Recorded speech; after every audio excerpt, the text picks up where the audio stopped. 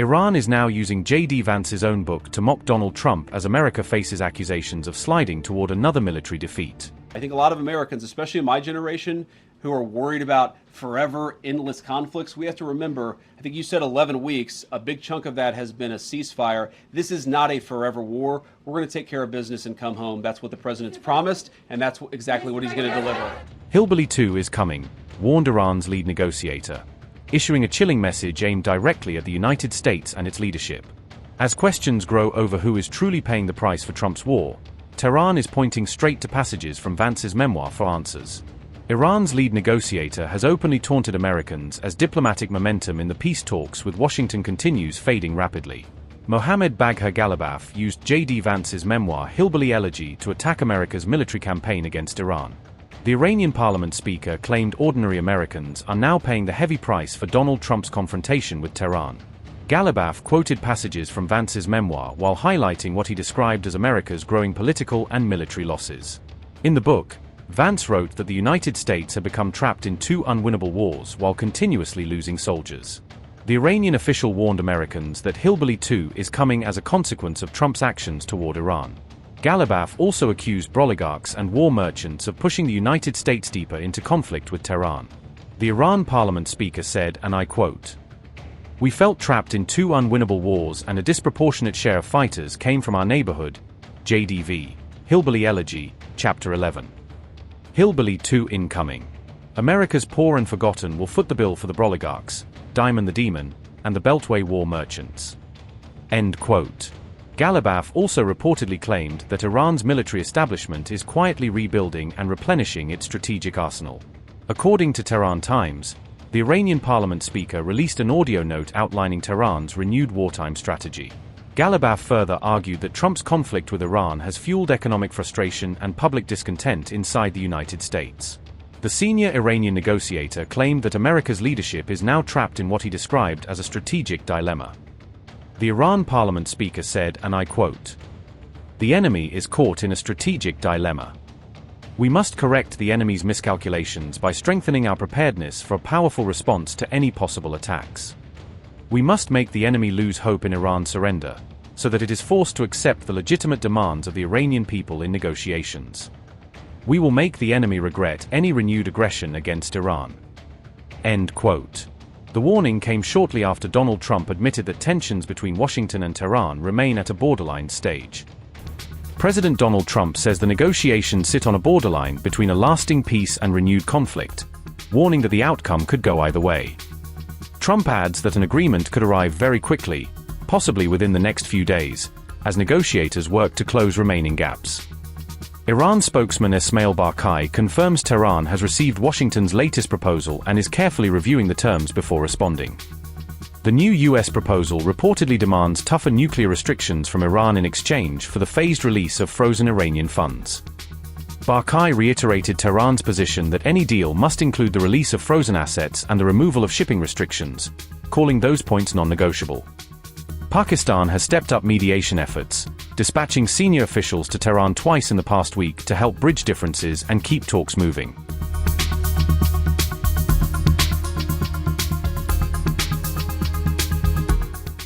On May 19, President Trump and Israeli Prime Minister Benjamin Netanyahu held a tense phone conversation about a developing regional proposal. The discussion focused on a new plan involving several Arab and Muslim mediators, Axios reports. That framework was reportedly drafted by Qatar and Pakistan, with backing from Saudi Arabia, Turkey, and Egypt. The proposal would formally end the war by arranging a US-Iran letter of intent to de-escalate hostilities. It would also launch a 30-day negotiation period to resolve disputes over Iran's nuclear activities and shipping routes. According to Axios, Netanyahu strongly opposed the framework during the call, warning against the terms. Israeli officials say Netanyahu argued military pressure should continue rather than offering concessions to Tehran. Bibi remained skeptical, pointing to previous negotiations with Iran that repeatedly failed, Israeli sources say.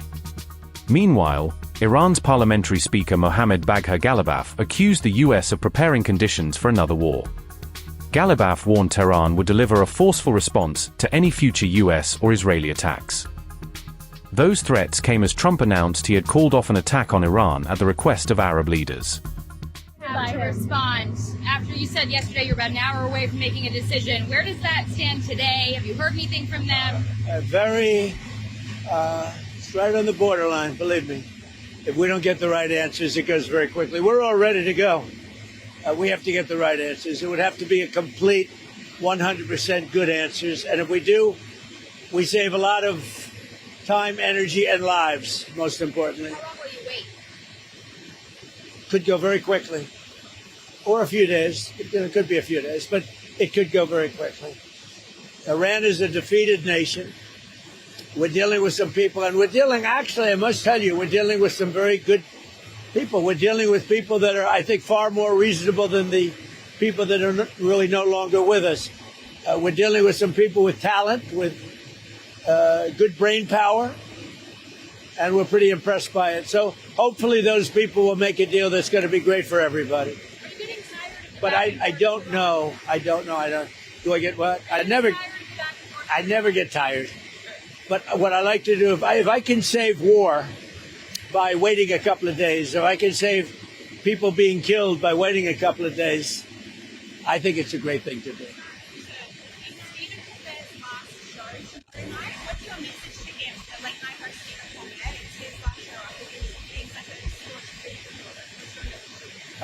I'll have a message at a later date.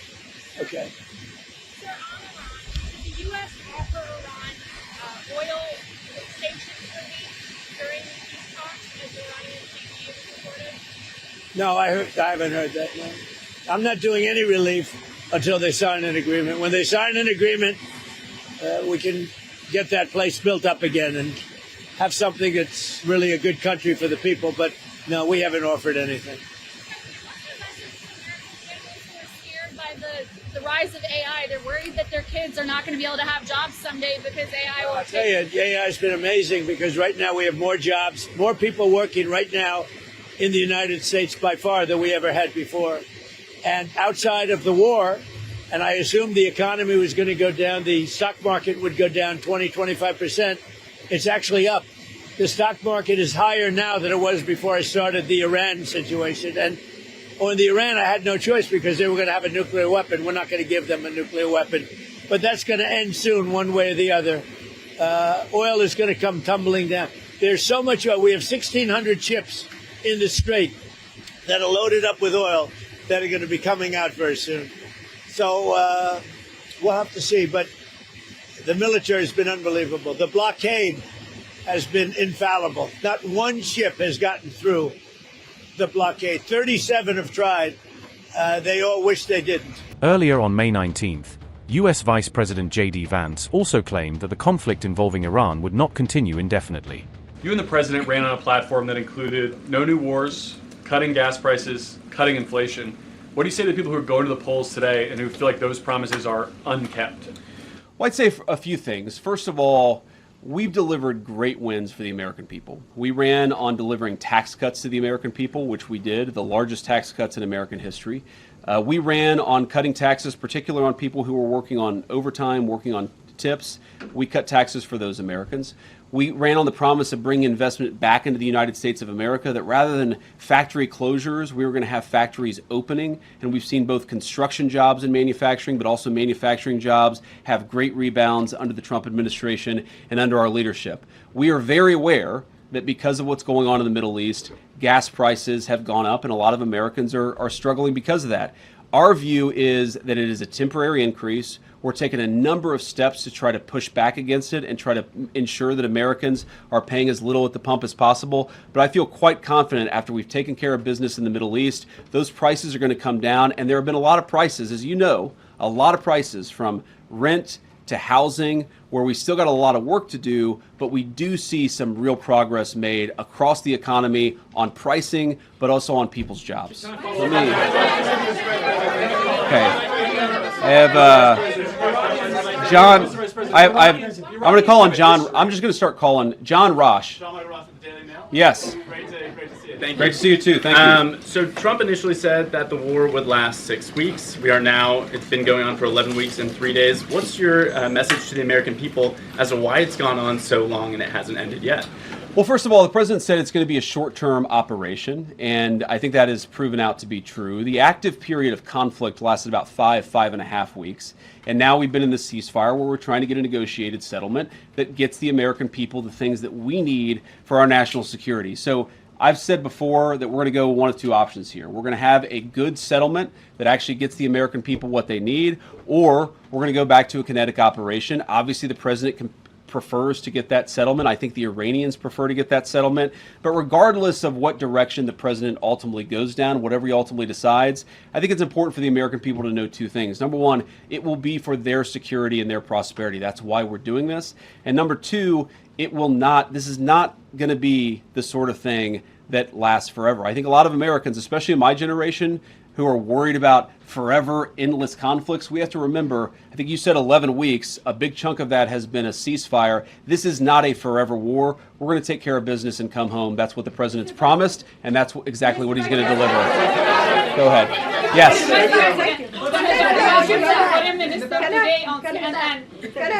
No, the orange. Yeah. Guys, please don't shout over each other. Thank you, Mr. Vice President. The Egyptian Foreign Minister today, in an interview on CNN, he said that the Arab countries are working with you on a memorandum of understanding between the U.S. and Iran that can lead to a deal. Can you confirm that? And one other question also on Iran. You've spent over than 20 hours with the Iranian negotiating. Do you believe that other countries may be able to achieve what those negotiations could not? Well, I think that the purpose of our initial negotiation was, one, to establish some relationships between two countries that hadn't talked directly in a very, very long time. And number two, just to get the pathway started to negotiation. I don't think any of us, meaning me, Jared Kushner, and Steve Witkoff, had any great confidence that we were going to be able to reach a deal. But we did think we were going to take important steps along the pathway to reaching a deal, and we did. Now, you asked what the Egyptian foreign minister said. I haven't seen those comments, so I won't comment on them myself. What I'd say is I'm not going to detail what's going on in the negotiation. There's a lot of back and forth. A lot of good progress is being made. But we're just going to keep on working at it, and eventually we'll either hit a deal or we won't, but we're going to keep on working at it. And I think it's important for us to actually privately have these conversations, because sometimes when you're doing a negotiation and you put everything out there in public, it actually complicates things more than it should. So we're going to keep these negotiations private until we've got something, of course, to tell the American people, and at that time we will. Okay. Yeah. Is that a magenta tie? It's hard to tell.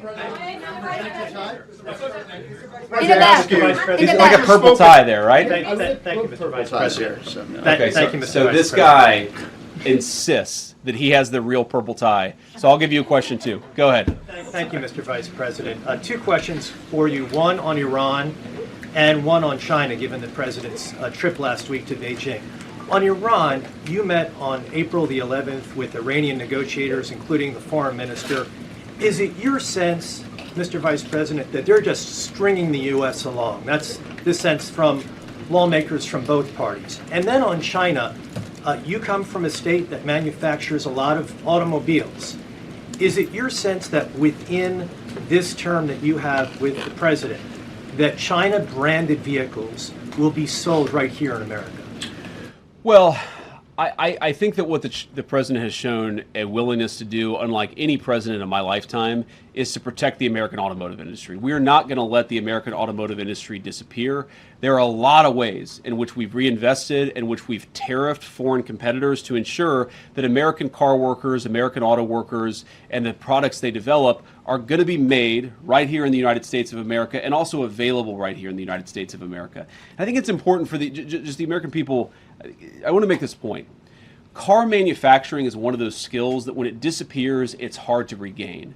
And when you've got people who can build complex machines, and our great workers in Ohio, Michigan, and elsewhere, they do a very good job. They also God forbid in times of national emergency, can be called on to manufacture other complex machinery. So it's very, very important that we protect that native auto industry. The president has done more on this than anybody, but we're certainly going to keep on working at it. You asked about being strung along. Look, you never know until you know, right? What all we can do is negotiate in good faith, try to find a pathway that accomplishes the president's objectives, that accomplishes the national security interests of the American people, and gets this thing in a good place. I think somebody earlier asked this question. I am not certain, and I'm not going to be certain until we sign a deal that we have a deal, but I feel confident enough to keep on doing the work and to try to find a good deal for the American people, and that's what I'm going to do.